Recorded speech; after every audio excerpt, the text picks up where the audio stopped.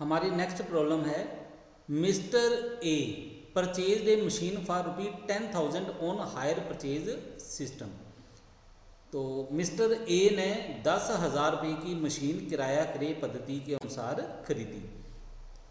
The hire purchase price is paid in 4 annual instalments in following manners.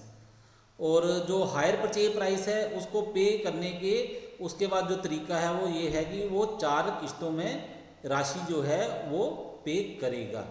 तो कैसे ये पहली किस्त है उसकी 4,000 रुपया at the end of first year, पहले साल के अंत में देगा वो 4,000 रुपये। ₹3,000 at the end of second year, और सेकेंड ईयर में क्या करेगा लास्ट में 2,000 रुपया पे करेगा। तीसरे साल उसकी किस्त बनेगी वो है 2,000 रुपया, और फोर्थ ईयर के एंड में उसकी किस्त बनेगी वो है 1,000 रुपया।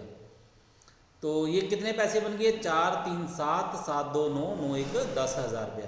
तो इसका मतलब ये कौन सी प्राइस है, ये हायर परचेज प्राइस है। The cash price of machine is ₹8,000, और कैश प्राइस कितना है वो इन्होंने क्वेश्चन में दे दिया, वो है 8,000 रुपये। तो इसका मतलब है इंटरेस्ट कितना बन गया, इंटरेस्ट बन गया 2,000 रुपया।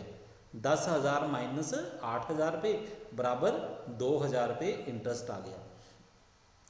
Calculate the amount of interest included in each instalment. तो इसमें कहा गया है कि आपने क्या करना है, ये जो किस्तें दी हैं हर एक किस्त में ब्याज की राशि पता करनी है।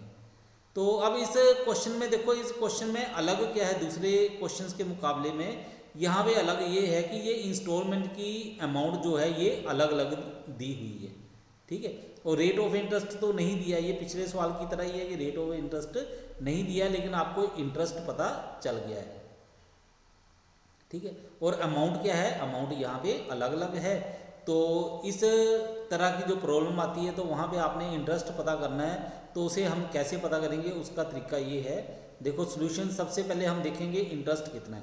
इंटरेस्ट है 10,000 माइनस 8,000 इज इक्वल टू ₹2,000, ठीक है।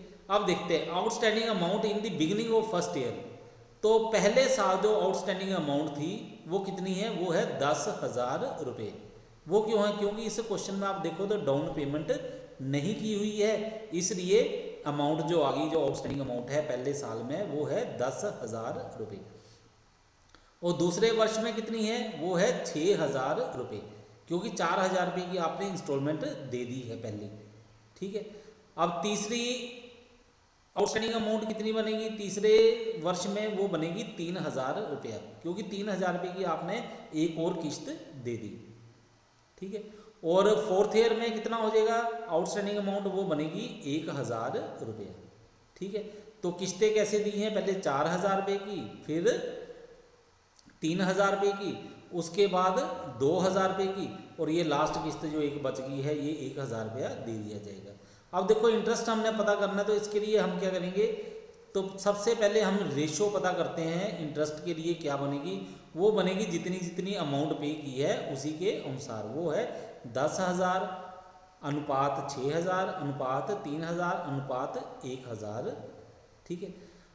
तो ये देखो ये सभी में क्या है 3-3 जीरो लगी हैं, अगर 3-3 जीरो कैंसिल कर दिया जाए तो हमारी रेशियो जो है बिल्कुल सिंपल सी होके आ जाएगी, वो है 10:6:3:1, 10 अनुपात 6 अनुपात 3 अनुपात 1। तो ब्याज को आपने क्या करना है, इस अनुपात में बांट लेना है। तो कैसे करेंगे, interest included in first instalment. तो पहली किस्त जो है उसमें ब्याज कितना आएगा, वो आएगा 2,000 गुना 10/20, तो ये अमाउंट बन गई 1,000 रुपया।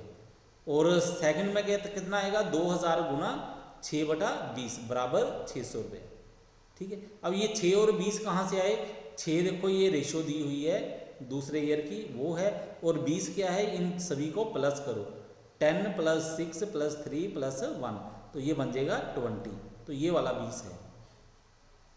तो 6/20 करके ये आ गया 600 रुपया। तीसरी किस्त में देखो 2,000 गुना 3/20, ये बन गया 300 रुपये। और जो फोर्थ इंस्टॉलमेंट है वहाँ पे देखो इंटरेस्ट की राशि क्या बन जाएगी, वो बन जाएगी 2,000 गुना 1/20, ₹100, ठीक है। तो ये आपको पता लग गया कि ब्याज की राशि आपने इस तरह से पता करनी है।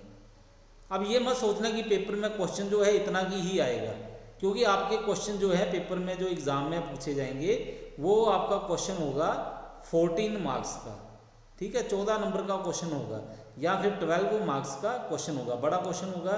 तो उसमें क्या होगा, सिर्फ इतना सा नहीं पूछा जाएगा, उसमें आपको कहा जाएगा कि ये जो मशीनरी अकाउंट है ये भी तैयार करो आप, ठीक है, वेंडर अकाउंट है वो भी तैयार करो आप, इंटरेस्ट और डेप्रिसिएशन है उसके लिए भी बोल सकते हैं कि ये वाले अकाउंट भी आप तैयार करो।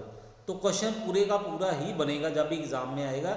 लेकिन होगा क्या, क्वेश्चन आप देखो हर एक प्रॉब्लम में आंसर जो है सोल्यूशन है बिल्कुल सेम है, कोई भी फर्क नहीं है, हर एक तरीका जो है सेम का सेम है, ठीक है, कहीं भी कोई फर्क नज़र नहीं आएगा।